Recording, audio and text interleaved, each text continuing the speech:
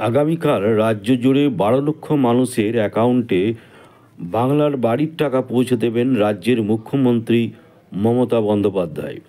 আর সেই উদ্দেশ্যকে সামনে রেখে সামাজিক পরিষেবা অটুট রাখার লক্ষ্যে পাণ্ডবেশ্বর বিধানসভার 13টি পঞ্চায়েত পরিদর্শন করলেন বিধায়ক নরেন্দ্রনাথ চক্রবর্তী। বিধায়ক বলেন, প্রত্যেক পঞ্চায়েত এলাকায় নতুন উন্নয়ন কমিটি তৈরি করে দেওয়া হয়েছে, বিশেষ করে দুর্নীতি রুখতে এই ব্যবস্থা। বিধায়ক বলেন, নাগরিক পরিষেবা, পানীয় জল, রাস্তাঘাট যেন সাধারণ মানুষের প্রতিটি কোনায় কোনায় পৌঁছে যায় আর কেউ যেন বঞ্চিত না হয় সেদিকেও লক্ষ্য রাখা হচ্ছে। যেই হন তার যদি ঘর অ্যালটমেন্ট হয় তার দায়, কারণ এই মানুষ তো চাপা থাকবে না, এ খবর বেরোবেই। আর যিনি সরকারি পদে আছেন তিনি অসুবিধায় পড়বেন, প্রধান উপপ্রধান কিন্তু পদ খোয়াবার মতো অবস্থায় চলে যাবে।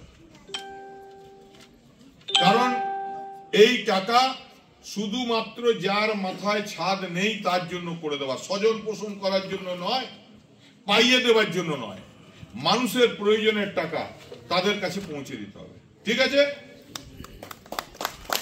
আর বাকি রইল এখানে যারা পঞ্চায়েত মেম্বার, গ্রাম পঞ্চায়েত সমিতি ছাড়াও অনেক বিশেষ বিশেষ মানুষ এসছেন, সমাজের বিভিন্ন স্তরের মানুষেরা এসছেন। তাদের প্রত্যেকের উদ্দেশ্যে বলি যে দেখুন, মমতা বন্দ্যোপাধ্যায়ের নেতৃত্বে সারা বাংলাকে একটা উন্নততর জায়গায় নিয়ে যেতে সক্ষম হয়ে গেছে। আস্তে আস্তে গাড়িতে দেখছিলাম, ফেসবুকে পোস্ট করেছে যে 2টো রুটির জন্য ইউপিতে আমার এক বন্ধু পঙ্কজ রায় সরকার দিল্লি গিয়েছিল, তার সঙ্গে চেন্নাইয়ের রাস্তাতে দুটি ছেলে মালয়েশিয়া যাচ্ছিল, তাদের উদ্ধৃত করে লিখেছেন যে শুধুমাত্র 2 মুঠো খাবার জন্য তারা দেশ ছেড়ে মালয়েশিয়া চলে যাচ্ছে চুল কাটতে। আর আমাদের এখানে বুকে হাত দিয়ে কেউ বলতে পারবে না যে কারো বাড়িতে হাঁড়ি চাপে না। বামফ্রন্টের আমলা সোল আর নেই, মমতা বন্দ্যোপাধ্যায়ের নেতৃত্বে। আমি তো অবাক হয়ে মাঝে মাঝে দেখি, আমি বীরভূম থেকে আসার সময় দেখি যে অনেক লোক সাইকেলে করে চাল নিয়ে চলে যাচ্ছে বীরভূমের দিকে। আমি একদিন 4-5টা সাইকেলকে ধরলাম আমার পুলিশের সিকিউরিটিকে দিয়ে, কোথার থেকে চাল পেলে? তো বললো রেশন দোকানে যে চাল দেন। বসো। তো আমরাও আজ থেকে সমস্ত পঞ্চায়েত পরিক্রমা শুরু করেছি। আমরা একটা টিম তৈরি করেছি। এই টিমে আমাদের সুজিত মুখোপাধ্যায় লিডারশিপে আমাদের জেলা পরিষদের অন্যতম বিদ্যুৎ কর্মাধ্যক্ষ সুজিত মুখোপাধ্যায়ের লিডারশিপে এই টিম 12টি গ্রাম পঞ্চায়েতে ঘুরবে। এই টিমে আমি নিজে আছি,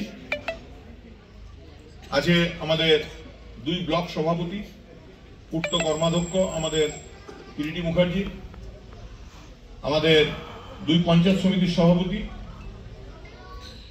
আর সেখানকার জেলা পরিষদের মেম্বার দিকে ডেকে নেওয়া হবে। যেহেতু খবর পেলাম চুমকি বাপের বাড়ি গেছে, মূল জিনিস হলো যে জন্য আসা, যে পঞ্চায়েত যে ঢিলে ঢালা অবস্থাটা আছে এটা কিন্তু নিজের পায়ে দাঁড় করাতে হবে একদম। কারণ আপনারা জানেন যে আমাদের যিনি নেত্রী মমতা বন্দ্যোপাধ্যায়, তিনি মানুষের জন্য কাজ করেন। তাই মানুষের জন্য যদি কোথাও কোনো মানুষের অসুবিধা হয় তিনি সেটা বরদাস্ত করবেন না। এটাই জানানোর জন্য আজকের এই সভায়, আমার আজকের এই গ্রাম পঞ্চায়েতের সভায় আসা। আর একটা বড় কথা, আপনারা জানেন যে কেন্দ্রীয় সরকার রাজ্যের উন্নয়নকে আটকে দিয়ে রাজ্যের মানুষকে, মামাটি মানুষের সরকারকে ভোট দেওয়ার অপরাধে মানুষকে বঞ্চিত করার চেষ্টা করছে। সমস্ত উন্নয়নমূলক টাকা আটকে দিয়েছে, 100 দিনের কাজের টাকা আটকে দিয়েছে।